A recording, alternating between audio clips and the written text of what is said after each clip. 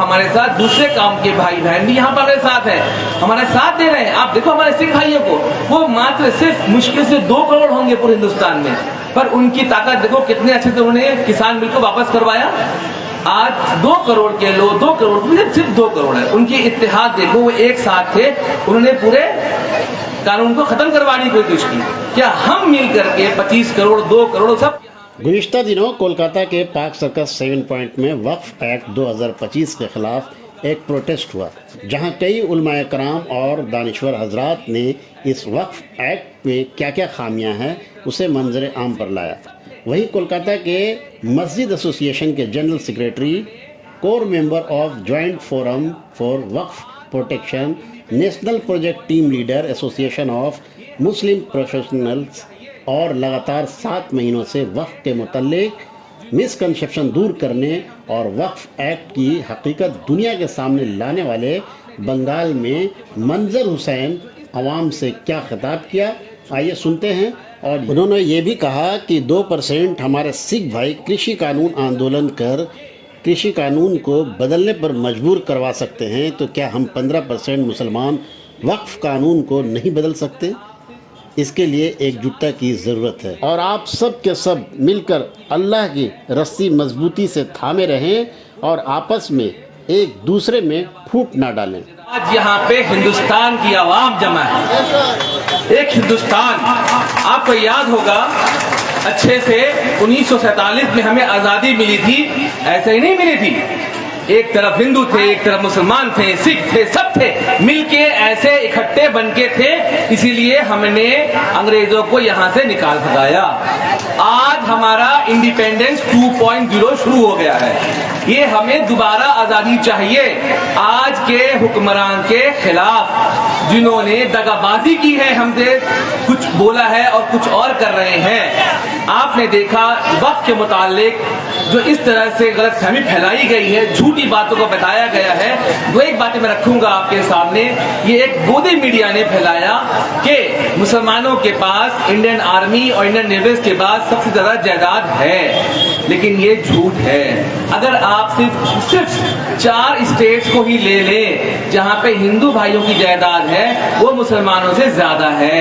पूरे हिंदुस्तान में वक्फ बोर्ड में जितनी आबाद इतनी जमीन जायदाद है, वो सिर्फ 4 स्टेट्स में हिंदू भाइयों को ज्यादा है, तो ये झूठ बात है। दूसरी बात अगर आप देखा जाए तो 44 पॉइंट्स यहाँ पे लाए गए हैं वक्फ अमेंडमेंट बिल में, 44 पॉइंट्स हैं, जिसमें से एक भी पॉइंट करप्शन के खिलाफ नहीं है। मैं कल भी मोदी जी को सुन रहा था, वो बड़े प्यार से हमने बोरा कम्युनिटी भाइयों कह रहे थे कि हमने वहां पे करप्शन को खत्म करने के लिए ये काम किया है। यकीन मानिए मोदी नंबर 1 झूठा है, यकीन मानिए वो झूठा है, उसके खून में झूठ है, जो झूठ बोल रहा है उसकी दम नहीं है सच बोलने की, वो बोलता कुछ है करता कुछ है। मैंने पढ़ा है, आप लोगों ने पढ़ा होगा, एक भी पॉइंट करप्शन के खिलाफ नहीं है। अगर हम मान ले करप्शन में हमारी जायदाद नुकसान हुआ है, तो अगर आप देखें हमने अगर 3 हिस्से में बांटा है, आपको पता है 25% जायदाद करप्शन में जा चुकी है, जिसे किसी न किसी तरीके से सरकार ने लिया है, सबसे ज्यादा दबोच लिया है, इंक्रोच किया है, अपने लोगों ने लिया है, गैरों ने लिया है। 25% जा चुकी है, वो आपके हाथ में नहीं आने वाली, लिख के रख लीजिए आप। बाकी बचा कितना आपका 75%, उसमें से 35% जमीन, 35% जमीन जो है हमारी जायदाद जो है वो कहाँ है? इदारों में है, इंस्टीट्यूशंस में है, एजुकेशन में है। नाम सुना होगा आपने, अलीगढ़ मुस्लिम इंस्टीट्यूट, जामिया हमदर्द वगैरह आपके अस्पताल हैं। तो क्या यहाँ पे सिर्फ मुसलमान के बच्चे पढ़ रहे हैं?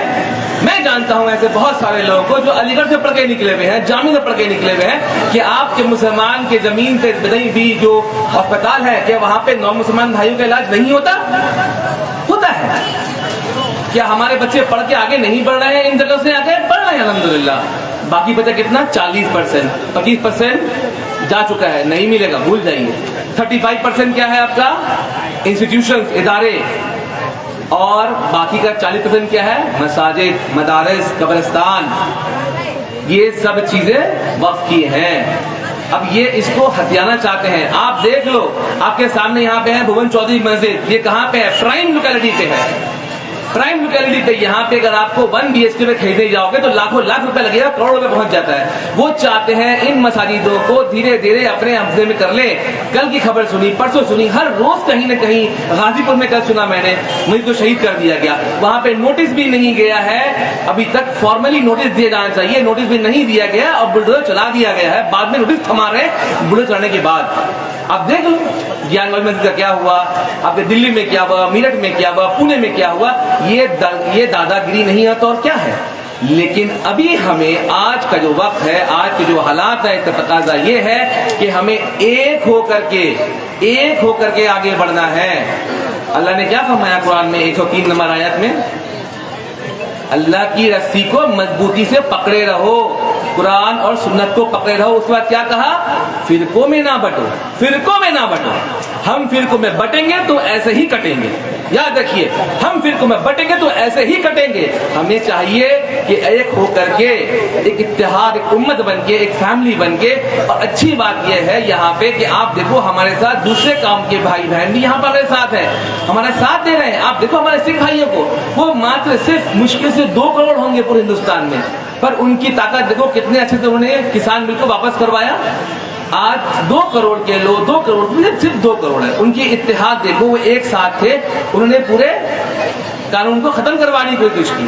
क्या हम मिल करके 25 करोड़, 2 करोड़ सब कोई मिल करके इकट्ठा होकर इंडिपेंडेंस 2 नहीं ला सकते? इंशाल्लाह ला सकते हैं। मैं आप सबसे गुजारिश करूंगा, हम इकट्ठे होके हिंदू, मुसलमान, सिख, ईसाई भाई भाई बन करके एक बार फिर से आवाज उठाएं और इस सरकार के खिलाफ हमें और उठानी है और हमें कानून के दायरे में रहकर करना है। हमारा इस्लाम, हमारा कुरान यही सिखाता है, कानून को मानो। हमारा कॉन्स्टिट्यूशन, हमारा संविधान यही सिखाता है, कानून को मानो। हमें कानून के दायरे में रह करके इन गंदे नाले के कीड़ों को साइड लगाना है।